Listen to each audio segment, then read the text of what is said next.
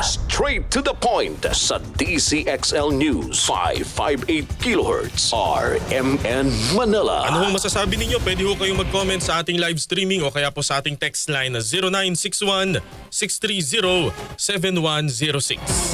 Samantala po naman, ang National Security Council at ang Armed Forces of the Philippines ay magkatuwang na nagmomonitor sa 4 na mga Pilipino na di umano'y kinuha po o parang kinumisyon ng ilang mga banyaga para po sa pang-espiya. Ano ba naman yan? Kaugnay po niyan, makakausap po natin si Rear Admiral Roy Vincent Trinidad, ang tagapagsalita po ng Philippine Navy for the West Philippine Sea. Magandang umaga po sa inyo, Admiral Trinidad. Si Xander po ito. Yes, good morning, Xander. At sa mga taga-subaybay niyo, magandang umaga sa ating lahat. Opo. Rear Admiral Trinidad, yung 4 na mga Pilipino ho na di umano ay kinukuha po ng mga foreigner para po sa pang-espiya. Hindi iba pa ho ba ito dun sa nauna po ninyong mga naaresto? What do you mean nauna? Itong bago lang o 2 years ago, last year? Ito hong, iba pa ho ba itong insidenteng ito? In the Ito past? yung pinaka-latest natin. Ito na yung Ito yung pinaka-latest natin. Oo. Mhm. Opo, ito hong 4 ay nasa inyo pong kustodiya, nasa PNP o at large pa ho sa ngayon? Nasa control ng AFP. Opo. Pag ganun ho ang definition, ano ho yung nasa control ng AFP? Let's put it that way na lang, Sander, no? Na I won't go into details kung ano what does it mean pag sinabi nasa control ng AFP. Suffice it to say, nung sila yung na-approach natin, bagamat nabigla, they were cooperative naman. At hindi naman tayo nahirapan na, kumbaga, alam naman nila na this day was coming, yung day of reckoning nila. Mm-hmm. So when they were approached, they were cooperative, nag-confess naman sila, kaya natin nalaman yung mga detalye na ganun. Opo. Ito hong mga, parang mga bata pa sir, no? Ang mga alias po na ating ginamit ay Lawrence, Allison, Danny at Charles. Ano ho ang kanilang profile? Yes, except for Charles, who is a Navy officer, middle grade officer ito. Mm-hmm. Yung tatlo, ang medyo bata-bata. I would say mid to late 20s. Mm-hmm. Pa mga 24 to 27, 28. Kaya sila naging vulnerable, susceptible kasi they applied for a job. Nag-post ng resume sa social media. For this case, LinkedIn, may kumontak sa kanila. Mm-hmm. And then doon nag-umpisa ang recruitment process. Ano ho ang kanilang, kumbaga natapos po? May kinalaman po sa technology? I have to check, nasa notes ko naman yon. Mm-hmm. Okay. Pero it's not more of, it's more of, it all started with, mag-submit ka ng article mo rito, could you write about any topic, give it to us. Mm-hmm. And then sasabihin sa we like the way you write, saan ka ba assigned, where are you connected with right now. Nung nalaman kung saan sila assigned, that added value to them, kasi yun ang gusto ng kabilang side. Mm-hmm. Na nasa DND ka o may links ka sa Coast Guard o sa Navy, etc. Opo. Nabanggit po ninyo yung other side. Ano hong bansa? Ito hong kumontrata sa kanila? Ayon sa kanila, People's Republic of China. So, based po dun sa inyong profiling po sa kanila, ito ho ba ay bunsod ng pangangailangan po sa pera at trabaho o dahil po sa kanilang ideolohiya? Definitely, it's because of the compensation. Kumbaga, may extra income ka, nasa regular job ka, may extra income ka. Mm-hmm. And ito naman sila, kumbaga sa ating organization, nasa baba sila, yung level nila. Opo. So, yung compensation nila, bagamat okay din naman, hindi naman, kumbaga, ganong kalakihan, kaya any additional income is good, will be good for them. Yun na nasa isip nila. And most probably po, sir, work from home ito. Merong work from home, merong work from office. It involved making reports, observations based on discussions sa office, based on the work in the office. Mm-hmm. Yung nalalaman nila. Mm-hmm.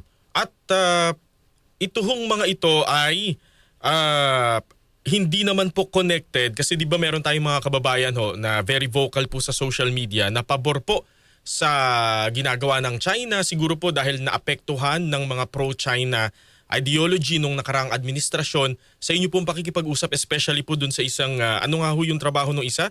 Parang nasa entry level po ng militar? Middle grade officer yung isa.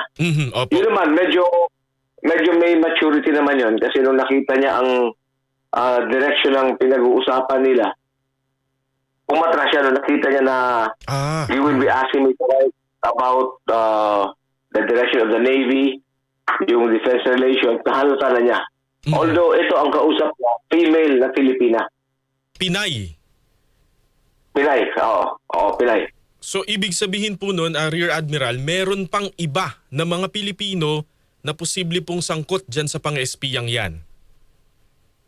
Definitely. I would say that this is just the tip of the iceberg. Sapagkat makita natin, based sa monitoring sa kanila, based sa support system, paano tumatanggap ng compensation, yung support base nila medyo malawak. Kumbaga po, merong sapat na pondo para po ito'y patakbuhin. May tapat na pondo, may mga nagpapadala, may isa discussion nila sa atin, you would get the idea na may iba pa silang alam. May iba pang involved sa ganito, hindi lamang sila. Opo. Yun hong tatlo, possible ho ba na parang naano lang sila? Na kumbaga po parang na whitewash o kaya po ay na brainwash pala, I mean, o kaya po ay hindi sila aware na nang ESPya na pala sila? Sa umpisa, gano'n. But later on, when the handler will now drive the collection effort, ibig sabihin, could you now write about this topic? Could you give us information on this? Doon sa nakahalata. And for every report maibigay nila patukol sa gusto ng handler nila, mas malaki ang compensation nila. Yung handler po Pilipino rin o foreigner sounding?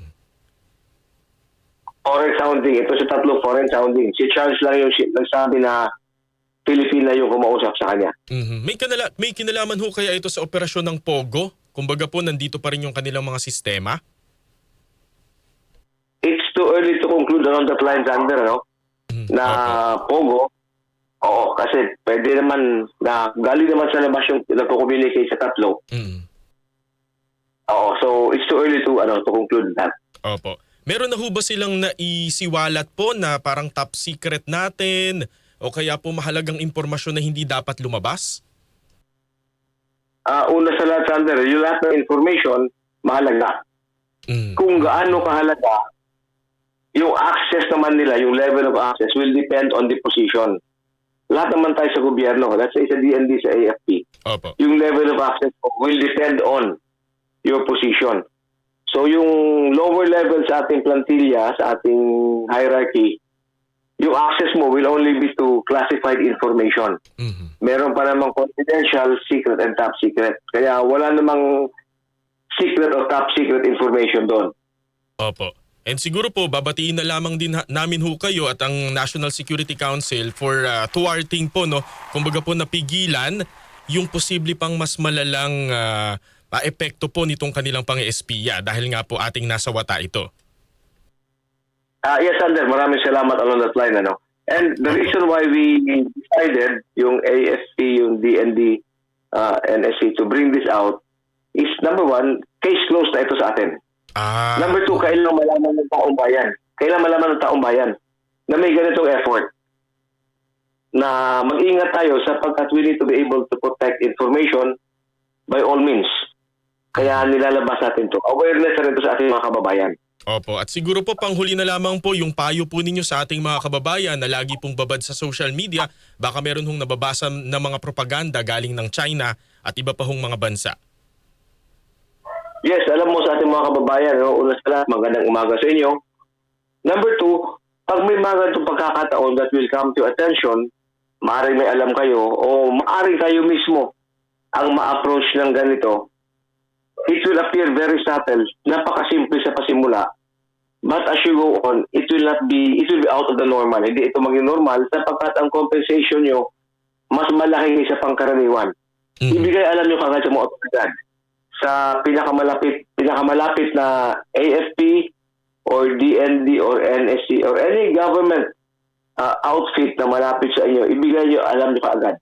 Sapagkat yung ating insider threat program is functioning and this will rely on reports coming sa ating mga kababayan galing sa inyo. Opo. Rear Admiral Roy Vincent Trinidad, mabuhay po kayo. Kayo pong aming sinasandigan pagdating po sa ating soberanya, partikular po dyan sa West Philippine Sea. Maraming salamat sir. Huwag po kayong magkakasakit. Huwag po kayong magsasawa sa pagbabantay po sa ating mga karagatan. Maraming salamat, Sander. At sa mga taga-subaybay nyo, keep tuning in. Have a great day ahead and God bless everyone.